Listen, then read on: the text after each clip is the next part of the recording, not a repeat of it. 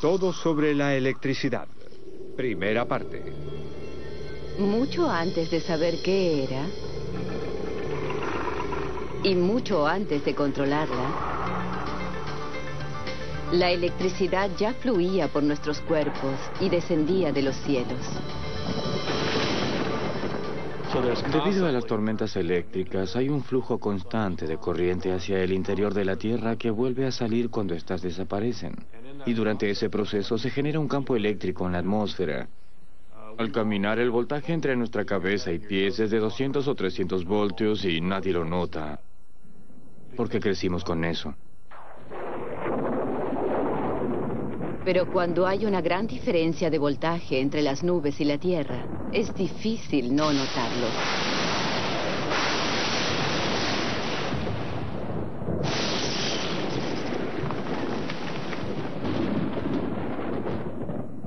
Benjamin Franklin también se sintió fascinado por ese fenómeno. De hecho, él inventó la designación de carga positiva y negativa. Hoy las cometas han sido reemplazadas por la alta tecnología. Sorprendentes descubrimientos. En el norte de Florida Central, los científicos atraen los relámpagos hacia la Tierra con un cohete y un cable. Podemos lograr que una nube produzca relámpagos para dirigirlos hacia el lugar donde se realizan las pruebas. Eso antes no era posible. Ellos dirigen el relámpago hacia casas simuladas y líneas eléctricas para entender qué sucede cuando éste choca contra ellas. El lanzamiento del cohete produce más experimentos controlados de los que Benjamin Franklin hubiera podido imaginar. El cohete es cargado y lanzado hacia una nube de tormenta. Una bobina de cable de cobre se va desenrollando desde la cola del cohete, creando un camino para el relámpago.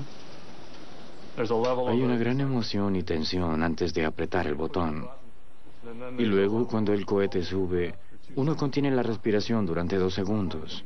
Es algo incomparable.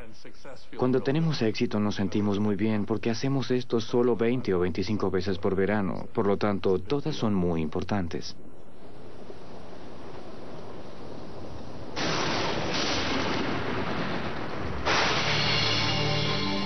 Es como el chispazo de un cohete cargado de electricidad.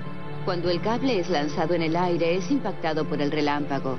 En un instante, la corriente eléctrica del relámpago baja por el cable, desintegrándolo en un vapor verdoso. Lo que fluye por el relámpago a 50.000 amperes es lo mismo que entra por su pared a 10 amperes.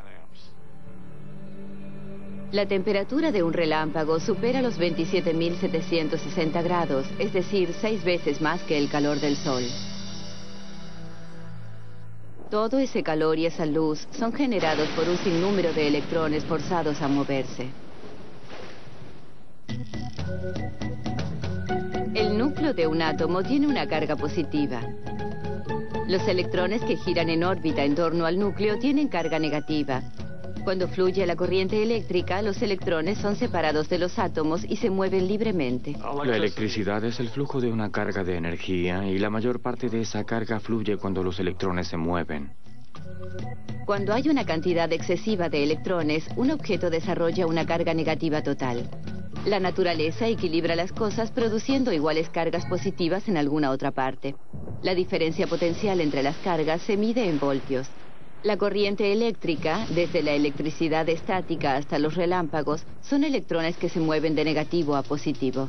Parece más fácil producir chispas y relámpagos que no hacerlo. Cada vez que se frota un material contra otro material distinto, se producen chispas. El camino seguido por los electrones depende del material conductor. Sin dudas, el cuerpo humano es conductor de corriente, pero no en gran cantidad, a diferencia de un objeto de cobre. El cobre posee una gran cantidad de electrones sueltos, por lo tanto es un buen conductor. Los electrones de la arcilla o la goma están demasiado estrechamente unidos a sus átomos como para conducir electricidad. Son considerados materiales aislantes. El movimiento de los electrones es, en primer lugar, el resultado de una fuerza natural llamada electromagnetismo. Toda nuestra civilización tecnológica existe porque la electricidad es capaz de producir magnetismo. Y el magnetismo puede producir electricidad. Esto se debe al hecho de que existen dos clases de fuerzas llamadas electricidad y electromagnetismo. Estas dos fuerzas son la fuerza eléctrica y la fuerza magnética. Las cargas fundamentales consisten de una carga positiva y otra negativa. Para ver cómo actúan estas fuerzas hay que dirigirse al hemisferio norte y observar el cielo nocturno. Las luces del norte son básicamente el resultado de corrientes eléctricas del Sol de alta energía captadas y guiadas por el campo magnético de la Tierra. Allí hay electricidad. 5, 4, 3, 2, 1. Y aquí tenemos el despegue del vehículo espacial Columbia, que continuará la investigación espacial por medio de tecnología solar en su interior. El 25 de febrero de 1996, investigadores italianos y la NASA realizaron un intento audaz para dominar la energía de la atmósfera, generando electricidad con un satélite unido a un cable. Buen trabajo, sigan así. Entendido. La misión formaba parte de un nuevo experimento para recuperar satélites del espacio. Estamos verificando la altura del satélite 314. Siga. El experimento se basaba en un principio simple. Cuando uno mueve un conductor a través de un campo magnético, los electrones comienzan a fluir. Esto genera una corriente eléctrica que puede pasar a través de un circuito. El satélite fue lanzado al espacio mediante pequeños chorros de gas y un cable de 21 kilómetros de largo empezó a desenrollarse. Si se coloca un cable en el interior del vehículo, ese cable pasa por un campo magnético. En este caso se trata del campo magnético de la Tierra y el movimiento es producido por el vehículo espacial que viaja a enorme velocidad, una velocidad orbital. Todo en orden, Jeff. El cable móvil generó 3.500 voltios en el campo magnético de la Tierra. La energía suficiente para abastecer una estación espacial. Vimos bajar la tensión, pero el vehículo sigue subiendo bien, con una leve oscilación lateral. El vehículo espacial era claramente visible desde la Tierra. Era uno de los mayores objetos construidos por el hombre jamás enviado al espacio. Durante 5 horas, el vehículo pasó por el campo magnético generando cada vez más electricidad. Abdul, el aparato se rompió. Se está alejando. Regístralo para la televisión, Claude, por favor. El vehículo se rompió. ¿Entendido? Trata de fotografiarlo mientras se aleja de nosotros.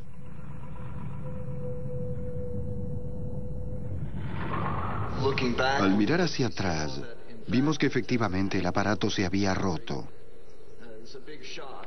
Eso nos produjo un gran impacto. Sentimos una especie de vacío en el estómago, como ese vehículo se alejaba a unos 25 metros por segundo. Solo queríamos tratar de alcanzarlo. El cable había generado tanta electricidad que las chispas saltaron hasta el sistema de despliegue del satélite, quemando el aparato.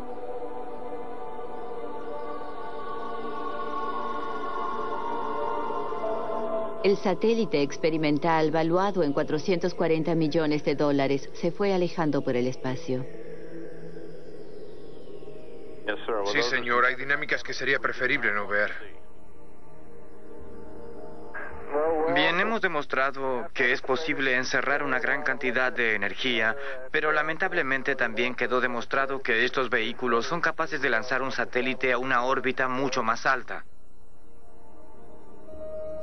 La NASA volverá a ensayar este experimento, puesto que con el mismo sería posible lograr un sistema energético más confiable para las estaciones espaciales.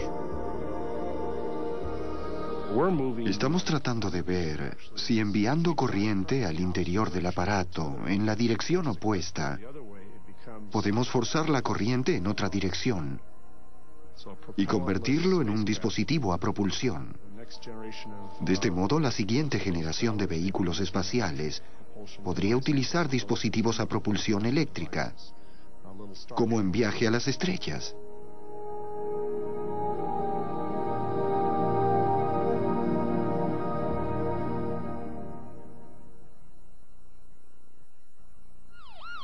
El día que las luces se fueron. Tal vez notemos realmente la electricidad cuando no la tenemos. El 13 de julio de 1977, la ciudad de Nueva York sufrió un apagón. Durante 25 horas, los neoyorquinos carecieron de luz, ascensores y alarmas. Los relámpagos habían destruido líneas de energía al norte de la ciudad y los equipos de relevo de la compañía no funcionaban. Se requieren muchas cosas para hacer funcionar un sistema eléctrico, no solo maquinaria, sino también hombres, y el mantenimiento de estos sistemas cuesta mucho dinero. Las empresas de servicio deben cuidar sus líneas. Sobre la cuerda floja.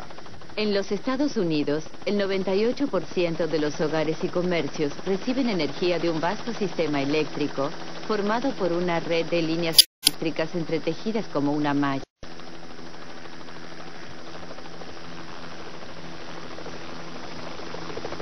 Estas líneas de energía son cables activos desnudos que transportan 500.000 de voltios.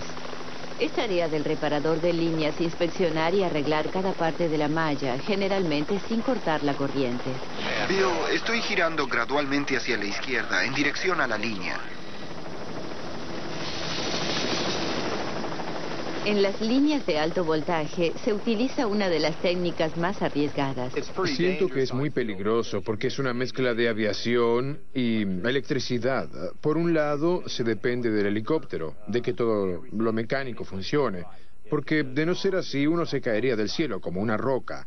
Y si el reparador de líneas comete un error, uno quedaría convertido en vapor. Estos reparadores de línea y pilotos trabajan para Agrotors Inc., una de las pocas compañías que realiza estos trabajos con líneas en altura. La empresa cuenta con los mayores niveles de seguridad del sector. Es un trabajo peligroso que solo pocas personas en el mundo son capaces de realizar.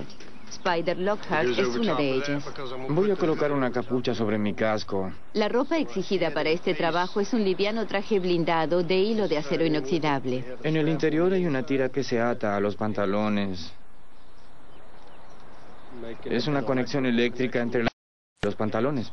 La electricidad sigue el camino de menor resistencia, en este caso, los hilos metálicos de la chaqueta, en lugar de fluir por el cuerpo del operario. Usamos un traje de acero inoxidable totalmente conductor a prueba de fuego. Todo lo que llevamos es conductor. ¿Alguna vez caminó por una habitación de hotel con un par de zapatillas de gimnasia en invierno y recibió una pequeña descarga al tratar de tocar la puerta? Eso se llama electricidad estática y es lo que básicamente trato de eliminar mientras trabajo.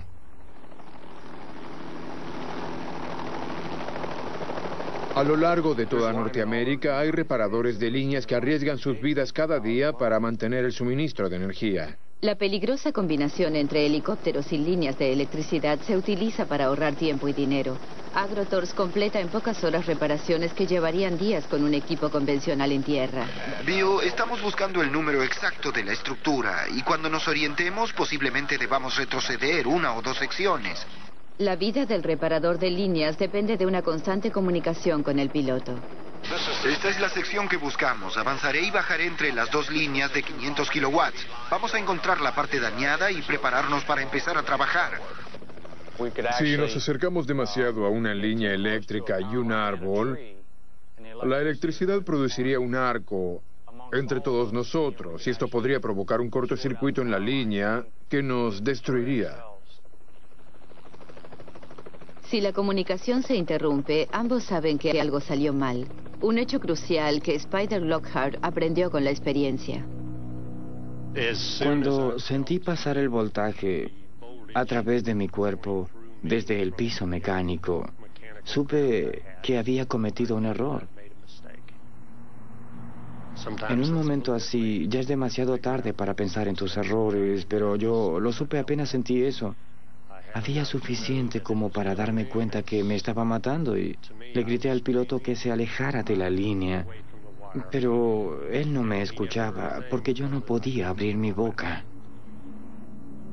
La electricidad detuvo el corazón de Spider, pero un compañero lo revivió salvándole la vida.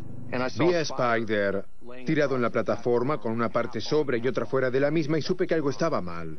Cuando llegó el helicóptero ni siquiera esperé a que aterrizara, salté sobre la plataforma y empecé a cortar los arneses de su cuerpo. Le cerré los ojos para hacerle masajes al corazón. Tardé algo más de 3 minutos en hacerlo reaccionar.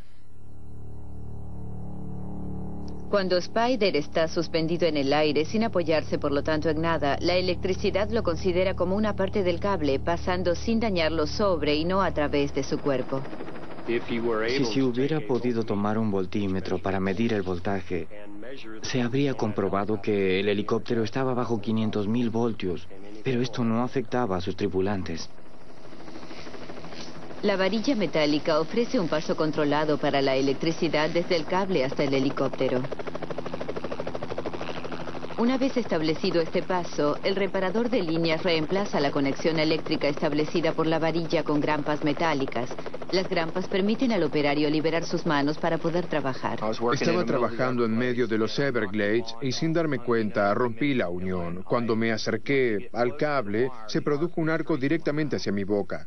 Así que absorbí unos 500.000 voltios con mi nariz y mi boca, que arrancaron todas las amalgamas de mis dientes, cauterizaron mi nariz y me hicieron saltar del cinturón de seguridad debajo de la plataforma.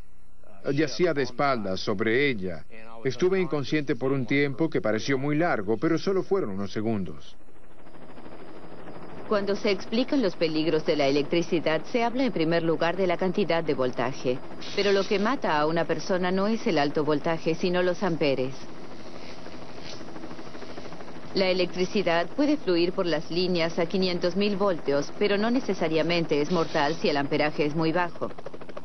Solo se requiere 1 ampere para detener el corazón. Piense en la electricidad fluyendo por los cables como si fuera agua. En una jeringa, el agua está bajo presión y sale con velocidad. Pero esa no es la mejor manera para apagar un incendio. Se necesita una manguera capaz de expulsar una gran cantidad de agua. La presión del agua es equivalente al voltaje de la electricidad. La cantidad de agua es como una corriente eléctrica y se mide en amperes. Las mediciones eléctricas se basan en el número de electrones. Una bombilla de luz que utiliza 1 ampere de corriente posee 16 quintillones de electrones moviéndose por segundo en un solo punto del cable. Y estos deben proceder de alguna parte.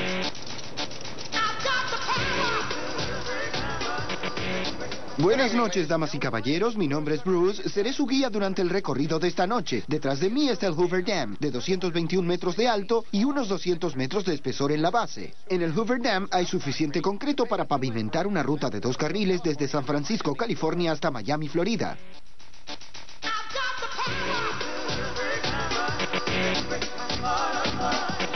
Damas y caballeros, durante el recorrido de esta noche deberán seguir algunas reglas. Si oyen campanas, silbatos, cuernos, sirenas o timbres, mírenme. Si todavía estoy parado aquí, no se trata de una emergencia.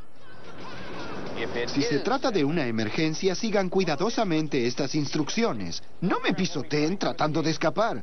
Yo tengo las llaves. La represa Hoover es una de las mayores obras de ingeniería del mundo. El dique tiene más de 200 metros de alto y forma un lago de 160 kilómetros de largo. Su finalidad es convertir la energía del agua que cae en energía eléctrica.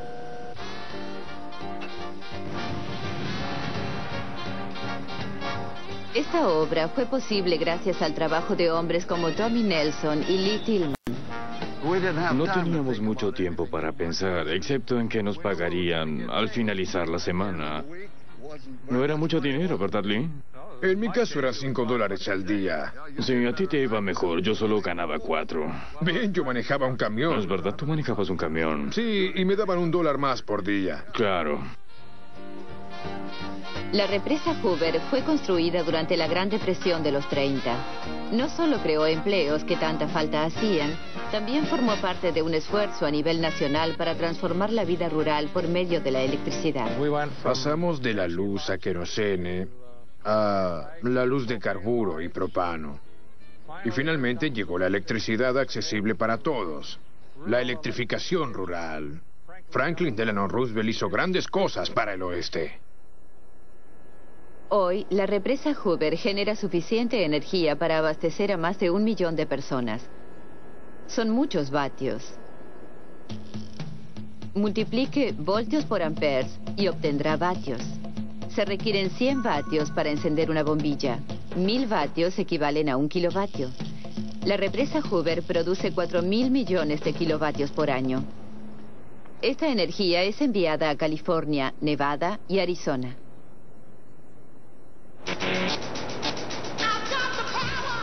Este es el ala de Arizona de la planta energética. Esta habitación es más grande que 2 manzanas de una ciudad. En este sector tenemos a 9 de nuestros generadores comerciales. Cada uno produce 16.500 voltios de corriente alterna. Cada generador puede abastecer de electricidad a una ciudad de 100.000 habitantes.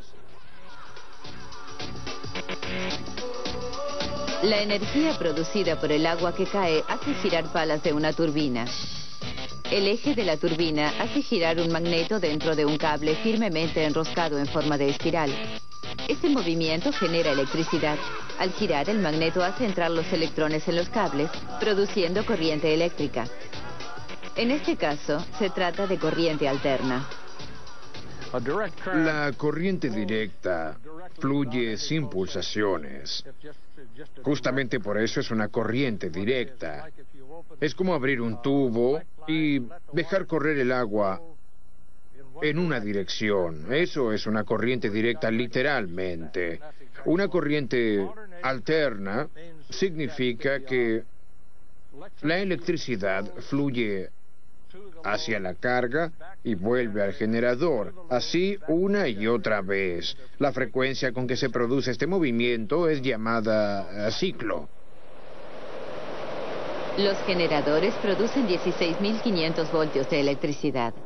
Antes de salir de la planta, el voltaje de la electricidad se incrementa o eleva hasta 230.000 voltios para recorrer una larga distancia. En el otro extremo de la línea, el proceso es revertido y el alto voltaje es reducido a 110 o 220 voltios y distribuido a millones de hogares.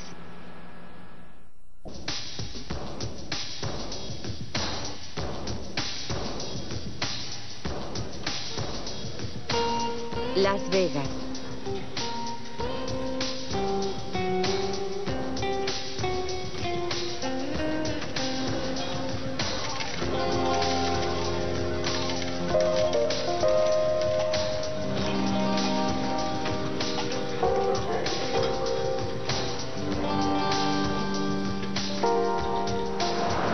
Bien, las personas son como insectos, les encanta la luz los atrae, quieren ver de qué se trata todo. Por eso los operadores de casinos y todos los demás ponen grandes cantidades de luz para atraer a la gente, como diciendo, estamos haciendo una fiesta, pasen, entren. La teoría de Las Vegas es, si construyes algo, la gente vendrá. Y si lo construyes y lo llenas de luces, la gente vendrá y gastará su dinero.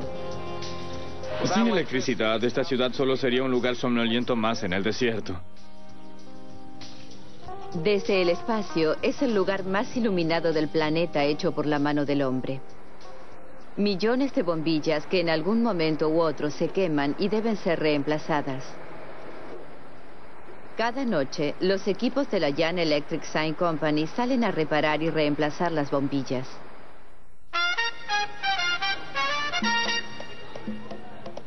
Uno de sus mayores trabajos es el Fremont Street Experience. En una grilla, encima de los peatones, brillan 2 millones de bombillas y un espectáculo de 70 millones de dólares. La ciudad nunca se apaga, pero las cosas se ponen algo más tranquilas pasada la medianoche. Es entonces cuando los equipos prueban el sistema y efectúan las reparaciones. El trabajo de Homer King consiste en cambiar las bombillas. De esta manera, la computadora indica el grado de luminosidad. Estas bombillas tienen una vida estimada promedio de 25.000 horas.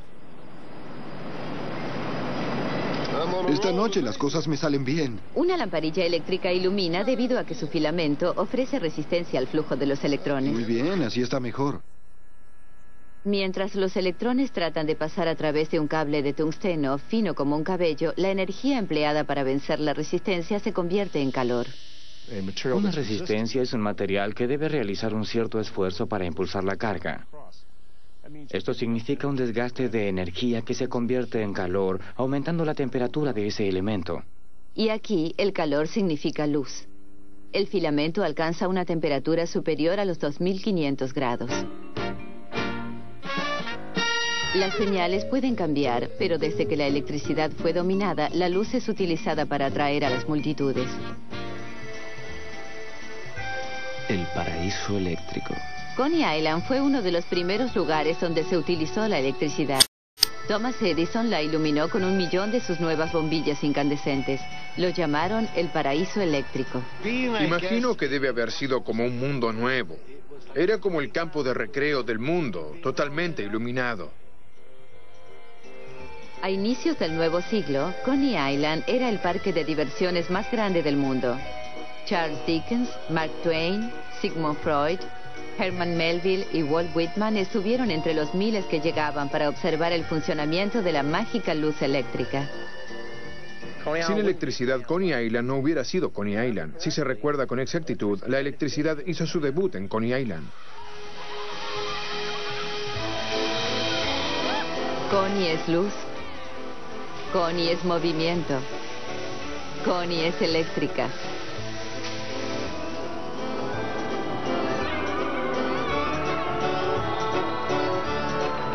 El ciclón eléctrico Astroland es considerado una de las 5 montañas rusas más importantes del país y es una de las más antiguas. Cuando llega al fondo, alcanza una velocidad de 88 kilómetros por hora. Y los pasajeros sienten la fuerza de 4G.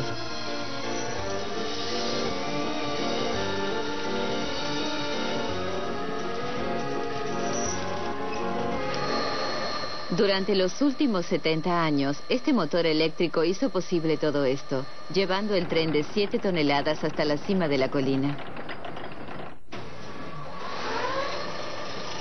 Un motor eléctrico es un generador invertido que convierte la electricidad en movimiento en lugar del principio contrario. El motor está conectado a una correa que hace girar una rueda de 4,5 metros para tirar la cadena. Es un sistema potente. Cuando la montaña rusa sube rechinando la colina, el motor utiliza 600 amperes, la electricidad suficiente para abastecer 3 hogares modernos.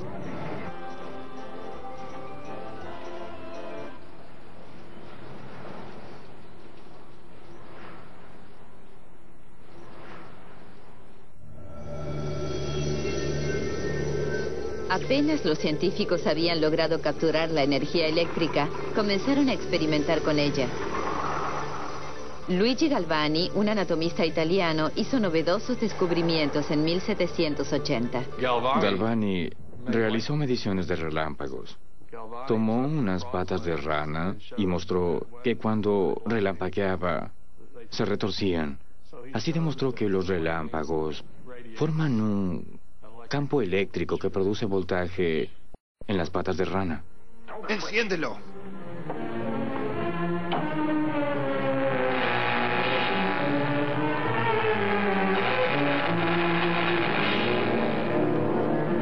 No puede ser. Me pareció ver una pulsación.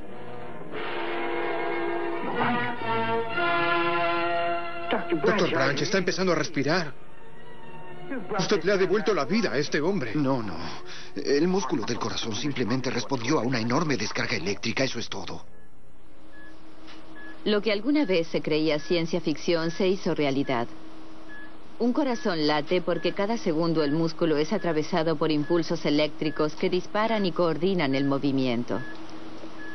Estas señales envían vibraciones a través del tejido del cuerpo hasta la piel, donde pueden ser detectados por sensores metálicos y registrados como un electrocardiograma, una escritura eléctrica que permite a los médicos monitorear constantemente el latido del corazón. La electricidad y los impulsos eléctricos están en todo el cuerpo.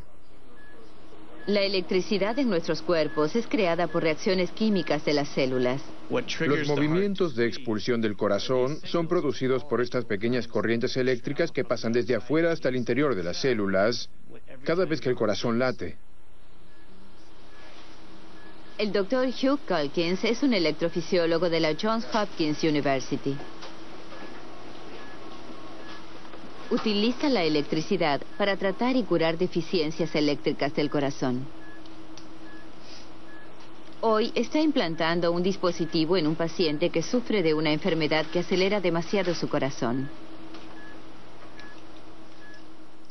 El corazón requiere una cierta cantidad de tiempo para expulsar la sangre y también para hacerla entrar nuevamente. Por lo tanto, si lo hace muy rápidamente en lugar de rítmicamente, quedará literalmente temblando y la sangre no fluirá a través del cuerpo. En segundos uno se desmaya y minutos después uno estará muerto.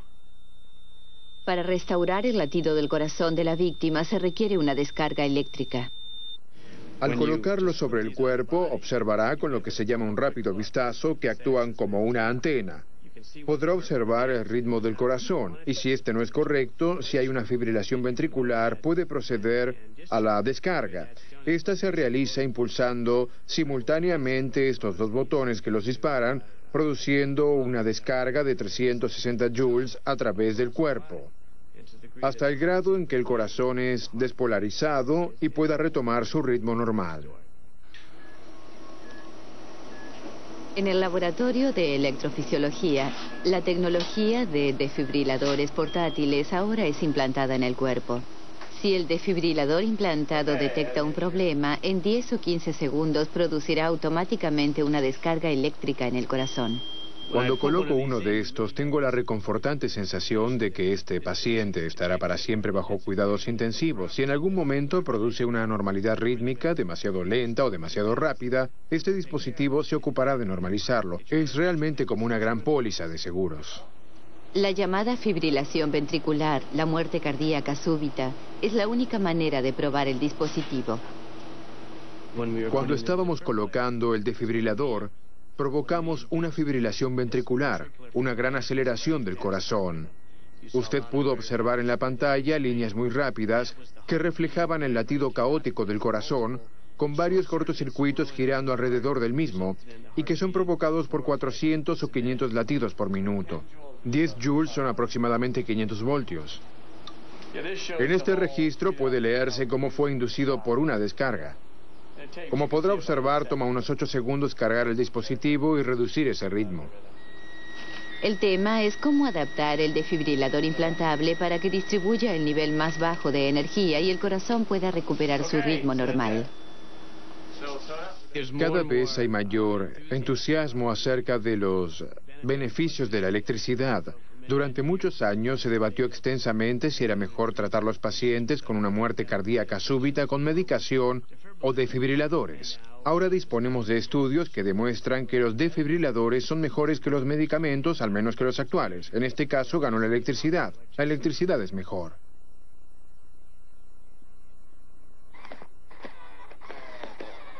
Esto es un brazo Utah. El cuerpo eléctrico. Una de las conexiones más novedosas entre el hombre y la máquina. El dispositivo utiliza los impulsos eléctricos del mismo cuerpo humano para operar y controlar un brazo eléctrico. John Migueles trabaja con amputados enseñándoles cómo utilizar y operar el brazo mioeléctrico. En este momento hay una competencia entre el trasplante de miembros y los electrónicos. Comenzamos con una piel de siliconas y en el interior hay motores eléctricos que controlan el abrir y cerrar de los dedos.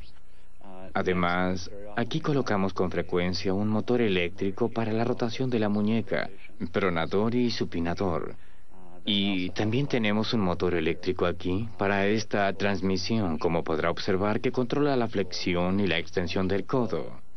La microcomputadora está colocada justo aquí y procesa toda esta información. Una de las cosas buenas de la mano es que posee una gran fuerza prensil de más de 10 kilogramos. Por eso hay que ser muy cuidadoso al hacer las cosas. Bob Goodman controla su brazo biónico contrayendo sus bíceps y sus tríceps. Me agrada tomar la mano de mi hermano y apretarla y mirar sus ojos. Tal vez sea un poco de contacto biónico. Irónicamente, su brazo fue destruido por la electricidad. Estaba sobre un techo quitando una antena de televisión cuando algo salió mal. La antena se hizo muy pesada e hizo contacto con líneas de alto voltaje detrás de nosotros, de unos 12.500 voltios. Yo estaba sobre una escalera de aluminio que alcanzó una temperatura muy alta quemándome la pierna. Afortunadamente fui arrojado de la escalera y me caí al piso porque algunos médicos piensan, bien, con ese voltaje su corazón probablemente se detuvo. Cuando di contra el piso, el impacto de algún modo hizo que mi corazón volviera a funcionar. Me sentí muy afortunado cuando lo supe. La vida me dio una segunda oportunidad, aunque me falte el brazo derecho.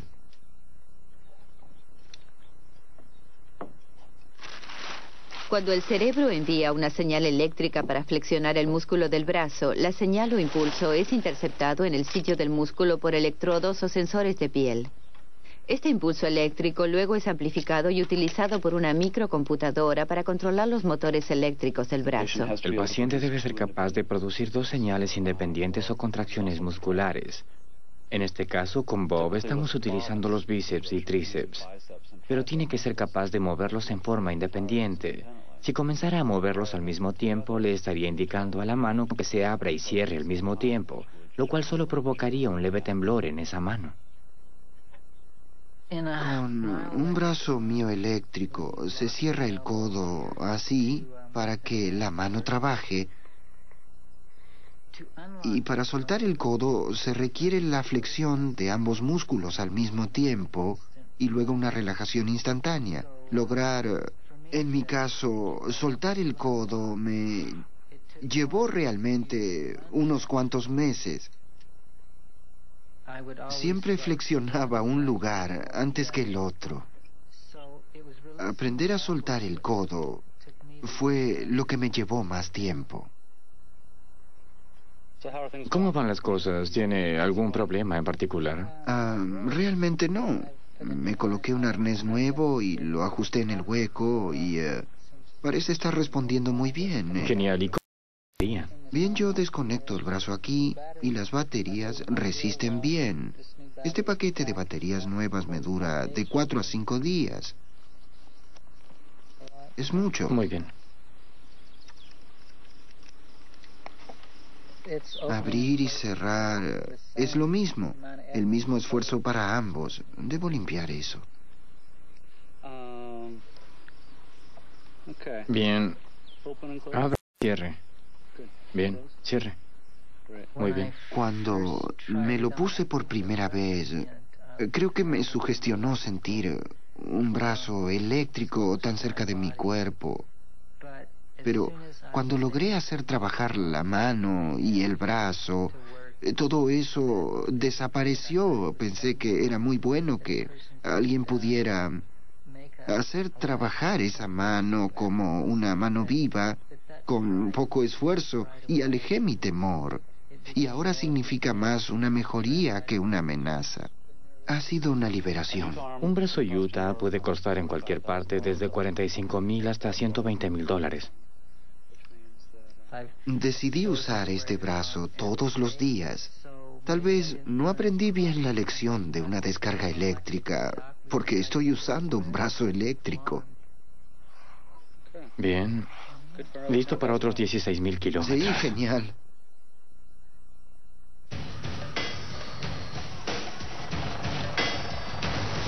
El mundo moderno sería inconcebible sin electricidad.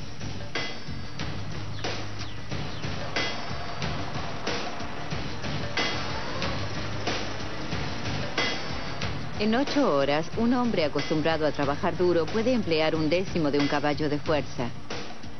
Pero la misma cantidad de trabajo puede ser realizado por un motor eléctrico en una fracción de ese tiempo. Como energía controlada, la electricidad no tiene rival. Es limpia, silenciosa y puede ser encendida y apagada instantáneamente.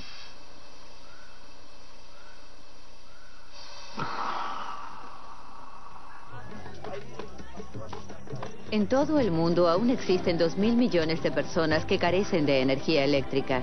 La mayoría vive en lugares remotos como el pueblo brasileño de Boa Sorte.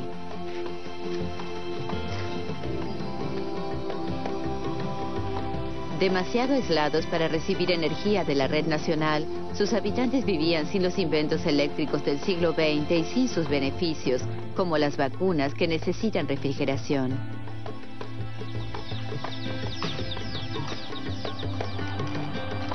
Y sin motores eléctricos ni agua corriente limpia.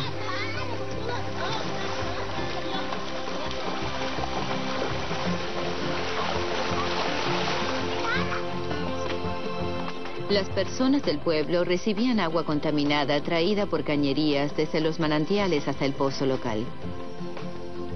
El único agua limpia estaba bajo tierra a gran profundidad. Se necesitaba una bomba eléctrica para traerlo a la superficie. Para resolver ese problema, los gobiernos de Brasil y Estados Unidos unieron sus fuerzas para proveer electricidad por medio de la energía solar. Levantar postes y líneas eléctricas es tan costoso que en realidad aquí es mucho más económico utilizar energía fotovoltaica en lugar de los combustibles tradicionales. Las células fotovoltaicas o paneles solares transforman la energía irradiada por el sol en electricidad. Una energía limpia y renovable a la que pueblos como este pueden acceder. El ingeniero Roger Taylor forma parte de esta iniciativa de electrificación en Brasil. En este pueblo en particular, todo va a cambiar cuando puedan acceder a la escuela de noche. La clínica estará en condiciones de almacenar vacunas y de proveer más servicios sanitarios puntuales. El sistema de bombeo de agua suministrará un agua muy pura, limpia y filtrada, puesto que es extraída a una gran profundidad. El esfuerzo combinado establecerá aquí 4 sistemas diferentes. El mayor proveerá una bomba eléctrica para el pozo. Bombear agua requiere una gran cantidad de energía. Además, en este caso, el pozo es muy profundo. Aquí está el pozo y colocaremos la bomba a 100 metros de profundidad, por lo tanto, se necesitará mucha energía para traer el agua a la superficie. Cuando un panel solar es expuesto al sol, los materiales en su interior liberan electrones y producen electricidad.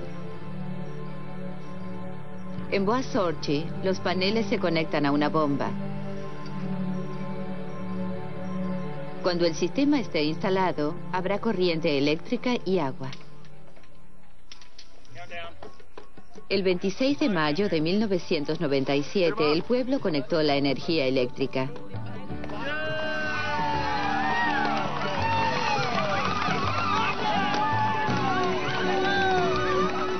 Los avances tecnológicos desarrollados durante 100 años se obtienen aquí girando un interruptor.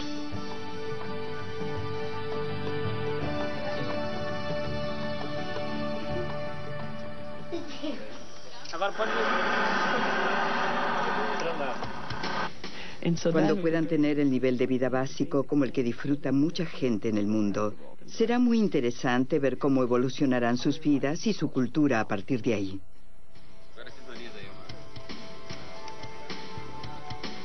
Cada vez más aspectos de nuestro mundo dependen de los electrones en movimiento.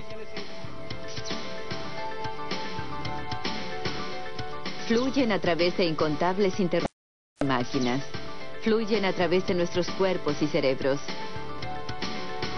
Hasta pueden dar inicio a la vida. En el tubo de ensayo pueden producirse cosas similares a la vida, como moléculas con chispas eléctricas. Cuando los investigadores de Escocia clonaron una oveja llamada Dolly, utilizaron una pequeña chispa eléctrica para fusionar células y hacer crecer un huevo en el embrión.